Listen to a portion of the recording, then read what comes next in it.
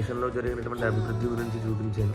అసలు మన చారిత్రక కట్టడాలు అవి మన జీవితంలో చూస్తామా చూడమా అని గత 4-5 తరాలుగా అనుకుంటున్నటువంటి వాళ్ళు మన అదృష్టం ఏంటంటే మనం ఈ తరంలో చూడటం. రెండో విషయం, అసలు గత 100 తరాలుగా ఎప్పుడు ఎవరు చూడనటువంటి భయంకరమైనటువంటి స్థితి, అందున మన ఆంధ్రప్రదేశ్కి మన తెలుగు జాతికి పట్టినటువంటి దుర్గతి, వాటికి సంబంధించినటువంటి కూడా కొన్ని చిత్రాలు నేను అందులో పెట్టాను. కాబట్టి ఈ రెండింటిని దృష్టిలో పెట్టుకుని